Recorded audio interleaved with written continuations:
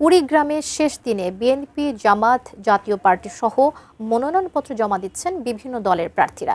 এই বিষয়ে বিস্তারিত জানাতে কুড়িগ্রাম জেলার রিটার্নিং অফিসারের কার্যালয়ের সামনে থেকে যুক্ত হচ্ছেন মনোয়ার হোসেন লিটন। সেখানে আচরণবিধি মেনে মনোনয়নপত্র জমাদান কার্যক্রম চলছে কিনা, এখন পর্যন্ত বড় বড় দলের রাজনৈতিক দল যারা আছেন তাদের থেকে কারা কারা বাকি আছেন প্রার্থীরা, সব মিলিয়ে সেখানকার নির্বাচনী আবহটা কেমন দেখছেন?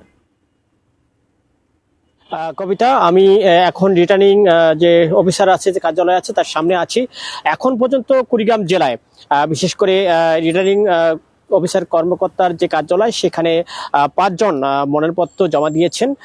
বিএনপির জেলা যুগ্ম সদস্য সচিব আলহাজ সোহেল হোসেন কায়কোবাদ, তিনি বিএনপি থেকে মনোনয়নপত্র জমা দিয়েছেন। মনোনয়নপত্র জমা দেওয়ার জন্য এখন এই কার্যালয়ের সামনে আছেন এনসিপির যুগ্ম আহ্বায়ক ডক্টর আতিক মুজাহিদ, এবং সেই সঙ্গে এর আগেও জমা দিয়েছেন জাতীয় পার্টির প্রার্থী লাঙ্গলমোড়া থেকে তিনি লড়বেন সাবেক এমপি পনির উদ্দিন আহমেদ, এবং সেই সঙ্গে আমরা দেখেছি এবি পার্টির যে প্রার্থী তিনিও মনোনয়নপত্র জমা দিয়েছেন, এবং সেই সঙ্গে নাগরিক ঐক্যের যিনি প্রার্থী আব্দুল সালাম, তিনিও এখানে মনোনয়নপত্র জমা দিয়েছেন। সেই সঙ্গে আমরা উলিপুরে কুড়িগ্রাম 3 আসনের যিনি প্রার্থী জামাতের প্রার্থী মাহবুবুল আলম সালিহি, তিনিও মনোনয়নপত্র জমা দিয়েছেন, সেই খবরটিও আমরা পেয়েছি।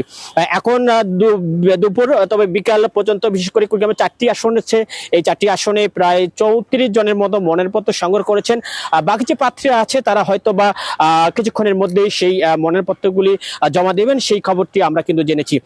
কবিতা, এই ছিল আমার কুড়িগ্রামে যে মনোনয়নপত্র জমা দেয়া ছিল যে প্রার্থীরা, সেই প্রার্থীদের খবরাখবর।